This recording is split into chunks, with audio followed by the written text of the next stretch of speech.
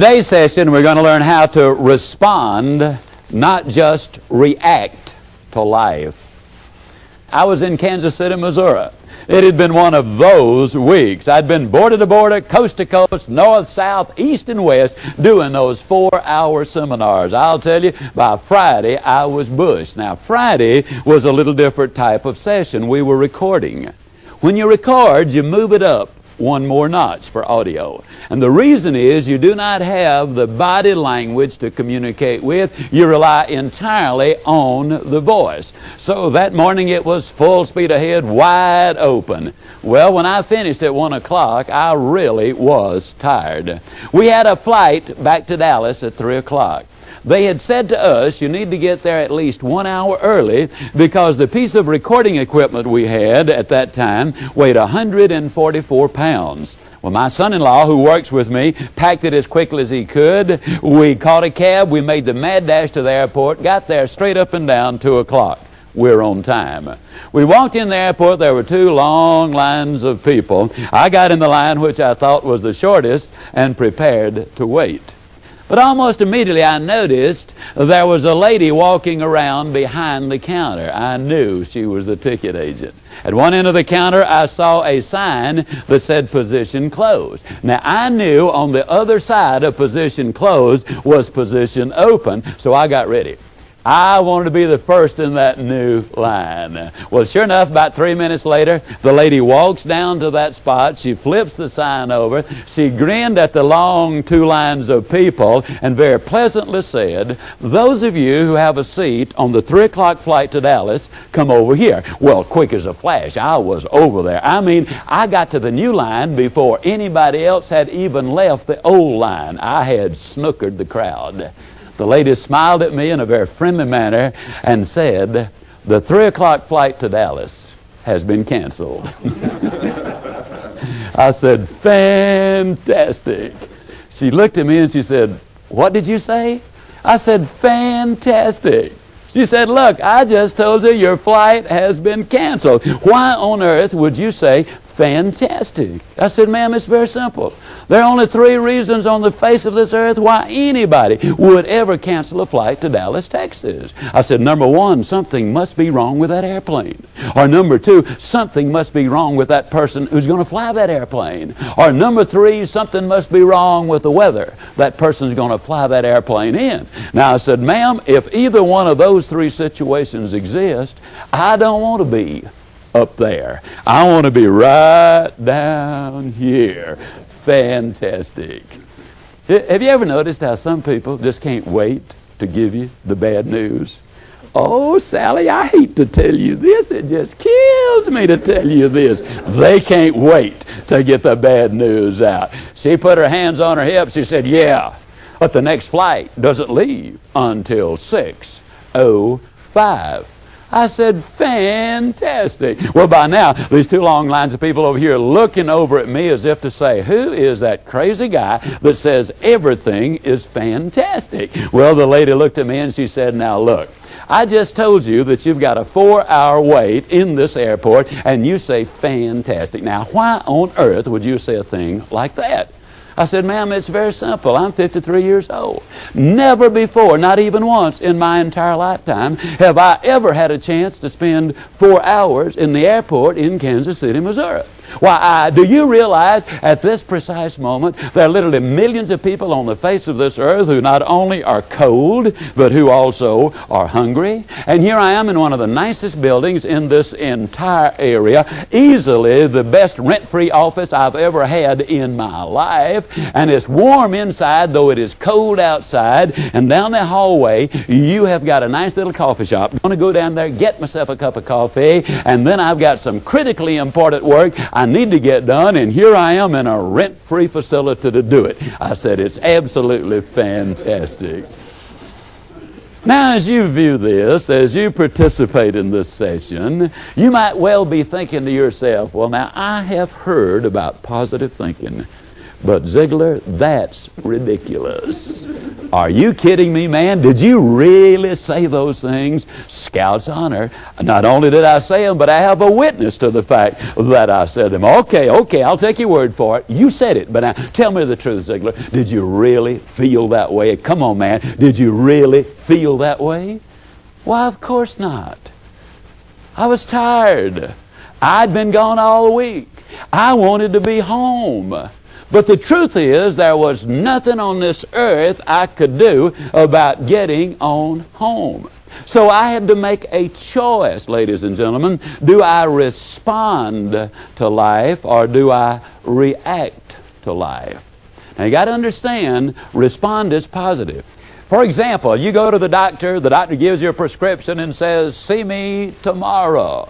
Well, when you walk in the next day, the doctor begins to shake the head and say, uh-oh, we're going to have to change the prescription because your body is reacting to the medicine. Well, you get a little upset about that, unhappy because you fear it might be some trouble. But if the doctor smiles and says, oh boy, it is working, your body is responding to treatment, you get all excited. Do you respond to life or do you react to life? I chose to respond for the simple reason there are some things that you absolutely are not going to change. If you were born white, you're going to stay white. If you were born black, you're going to stay black. You're not going to change when you were born, where you were born, how you were born, or to whom you were born. As a matter of fact, you will not change one whisper about yesterday. But tomorrow, that's an entirely different game. And whether you respond to life or whether you react to life is going to play a major role in where you go in life. It is not what happens to you. It is what you make of what happens to you that will make a difference. Now, I could have reacted very sarcastically when the lady told me my flight had been canceled. I could have said, that's great. That's just great. I've had this reservation over 3 months. I have had my ticket over a month. I've even got my seat assignment. All I need is a boarding pass. I come up here, I've done everything you told me to do. You said get here an hour early, I did. When I was riding up there, I saw a dozen of you on airplanes sitting right out there on the runway, not doing a cotton-picking thing. Now, why can't you crank one of those dudes up and take me on down to Dallas? I could have done that. And the next flight still leaves at 6:05. Ladies and gentlemen, I got to confess to you, I did not know the lady's name who told me my flight had been canceled. To be candid, I do not know the name of a single person who works with that big old airline, and it is a big one. But this I do know. I know that because it is their airline, they can cancel my flight if they want to. But they cannot cancel my day. God Himself gave it to me with written instructions. I'm supposed to be happy and enjoy that day. You know how folks are. You let them cancel one day, and the first thing you know, they'll want to cancel another one, and the first thing you know, a week's gone, and then the first thing you know, a month, and maybe a whole year. I've seen some people have their entire lifetime canceled because of some tragedy or event in their life. Do we respond or do we react? I could have jumped up and down and hooted and shouted and screamed and hollered. I could have made an absolute idiot out of myself. I could have been totally obnoxious, demanding my rights. I'll sue you, that's what I'll do. I'll have you in court. I could have done that. And the next flight still leaves at 6:05. The question is, do you respond to life or do you react to life? Let me ask you, have you ever been driving down the freeway on your way to work? You're neither positive nor negative, you're just riding along, and all of a sudden some idiot pulls right in front of you. And you have to slam on your brakes and you hit your horn all at the same time, and you proceed to give him a piece of your mind. Why don't you watch where you're going, you dummy? I could have been killed and so could you. If I ever see you out here on this freeway again, it's going to be me and you. I got your tag number, and don't you think I won't be looking for you either. You get on down to the office, and what do? You tell the first person you saw about these crazy people driving around here, and you tell the second person and the third person about these people. They're wild, must have been drunk, must have been on drugs, must have been something bad wrong. Oh, I mean, you're really unloading. And in the meantime, the man who committed the dastardly deed rides merrily along, unaware of the fact that you even exist. And yet he is in complete control of your relationships with those under you, around you, and over you. He's in complete control of your productivity, which means he literally is in control of your future, and he doesn't even know you live. It is the ultimate put down. Do you respond or do you react? I well remember one day I'd been over to the bank, and as I was leaving the bank and pulling out into traffic, I did it half right.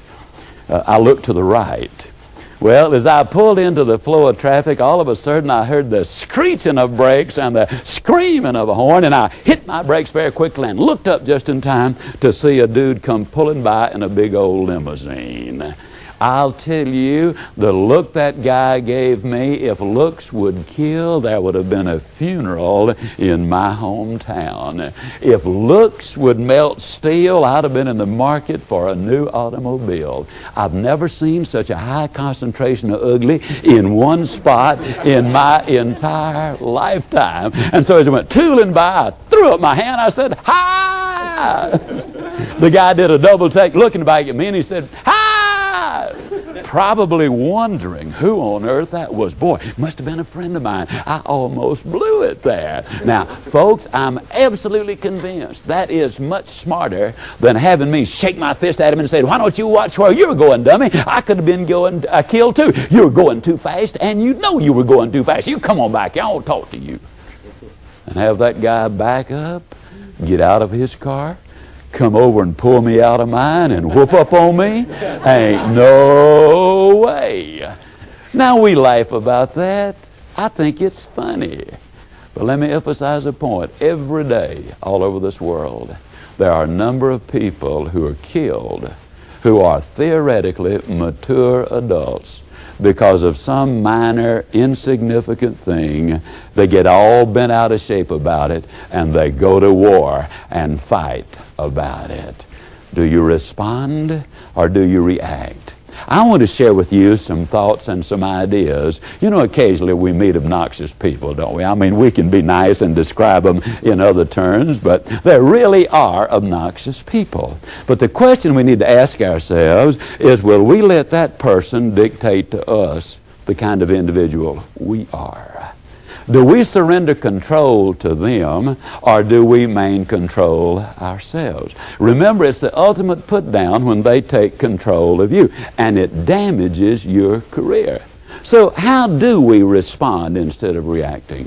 Fred Smith, a close friend of mine, probably the brightest human being I've ever known. He's retired, had an enormously successful business career. He is a consultant now, serves on some major boards around our country. Fred Smith says this: when somebody is rude or mean or obnoxious to us, in most cases it is not because they want to hurt us. In most cases it is because they are hurting. And if we can put it in that perspective, shifting it from us to them, instead of letting it become our problem, when we understand that here's a human being who is hurting, not that it will relieve all of our pain, but it will enable us to deal with that pain and handle that situation in such a better way. It would be remarkably better. Then the second thing we need to do to respond, we need to ask ourselves, what difference does it really make? Suppose the cab driver was rude to you when he or she brought you over to this particular filming. In the overall scheme of life, what difference does that make? Suppose the waffle did arrive cold and you had looked forward to a hot one. What difference does that make? Suppose one of your clients has a bad day and is rude to you. In the overall picture, what difference does that really make?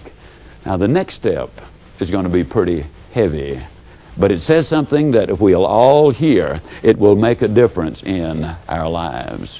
One Christmas several years ago, I got a large Christmas card, one of those that's notebook paper size, 8.5 by 11. It had about 10 words in the printed verse on one side. The other side was obviously for correspondence.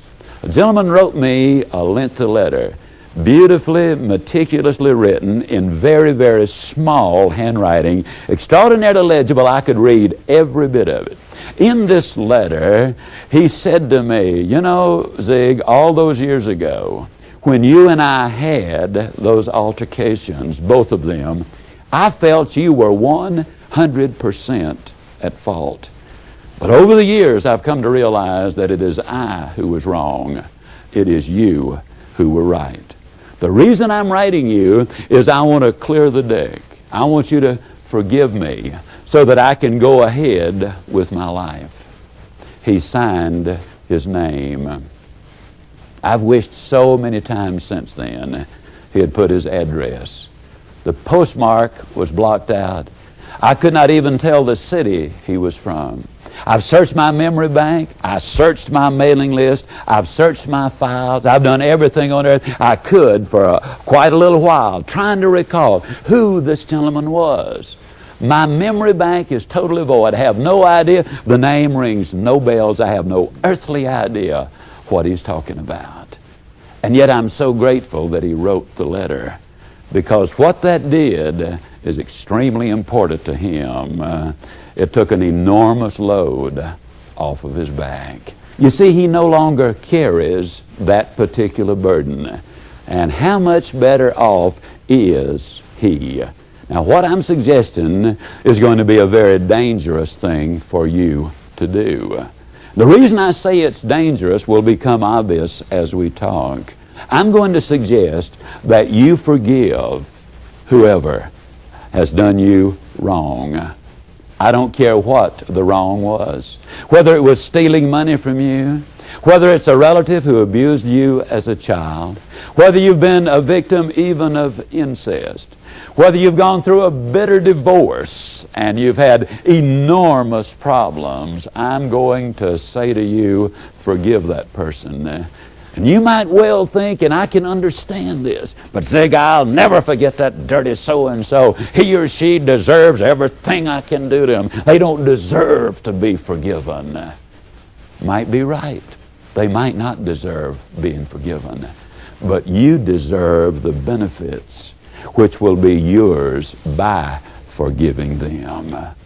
Now, why do I say it's dangerous? It is dangerous because you lose one of the excuses you might have been using all of your life. The reason I cannot do more is because somebody did this to me. You now, when you forgive that individual, you are saying, I now accept responsibility for my future. That's what you're really saying. And what a dramatic difference that will make. Now, I want to emphasize that sometimes it's impossible for you to forgive, particularly if you've been a victim of a sexual abuse crime. You might well need counseling in order for that to happen, for you to forgive that other person. I plead with you, get that counseling. Most importantly, forgive yourself. You were innocent. If you were a child, there's nothing you could have done about it to prevent it. There's nothing you could have done to have stopped it from happening. If there are any feelings of guilt, they're placed there because the perpetrator of the deed placed them there. When you clean the slate, it's amazing what you can do. The load will be so much lighter. You'll be able to move forward with much more effectiveness. The fourth thing you need to do, if you're going to respond to life instead of reacting to life, you need to learn how to train fleas. Now, just as a matter of curiosity, in our live audience here today for our filming, how many of you here today do not know how to train fleas? Don't know how? What about that? Looks like I got here just in time, okay? I want to tell you something. I say that seriously because until you know how to train fleas, I don't care where you live, you're never going to make it in life. You train fleas by placing them in a jar. Put the top on the jar and notice those fleas. They'll start jumping. They'll jump up and they'll hit that top over and over and over and over and over and over, and you will wonder if they will ever stop. But then you watch them and you'll notice that though they continue to jump, all of a sudden they're no longer hitting the top. And you can literally take the top off. And then the fleas will continue to jump, but they cannot jump out. I said, cannot jump out. And the reason they cannot is simply because they have been conditioned to jump just so high. And once they've been conditioned to jump just so high, that's all there is. There ain't no more. They can do no more. Man is exactly the same way. Many people start out in life to climb the mountain, to write the book, to break the record, to make a difference. And along the way, they bump their head a few times, they stub their toe, and they become what I call a SNIOP. Now that's spelled S-N-I-O-P. That is a person who is susceptible to the negative influence of other people. The 4-minute mile is a classic example.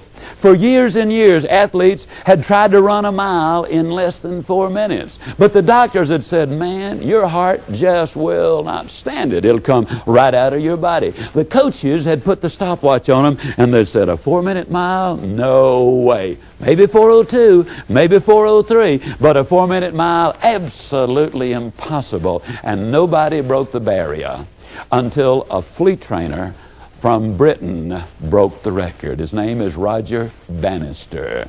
Roger Bannister, with a plan, with a tremendous amount of preparation, with a great deal of expectancy, and responding instead of reacting, Bannister went out and broke the barrier. He ran the race in less than 4 minutes. Less than 6 weeks later, Landy of New Zealand ran the mile in less than 4 minutes. John Walker, also of New Zealand, ran the mile in less than 4 minutes on over 120 different occasions. There have been 5 races run where 8 young men in the same race ran the mile in less than 4 minutes. One guy, 37 years old, ran the mile in less than 4 minutes. It's happened way over 1,000 times when you put them all together. Did it happen because man got that much faster? Not at all.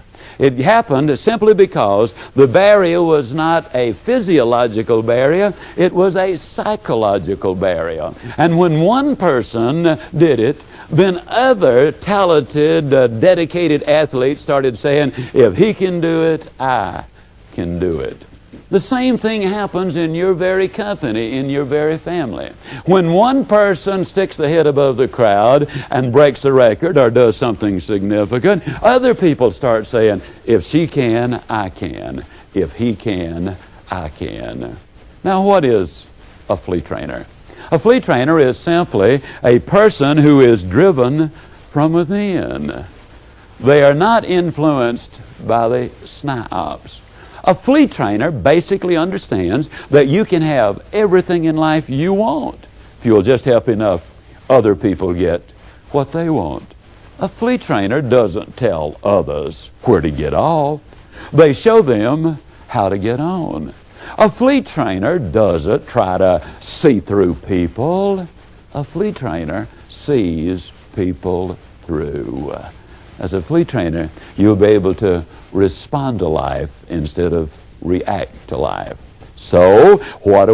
We're going to summarize what we've learned. Well, the first thing, remember when you're dealing with somebody who is obnoxious, they're probably hurting. Remember that. Second thing you need to do is ask yourself the question, does it really matter?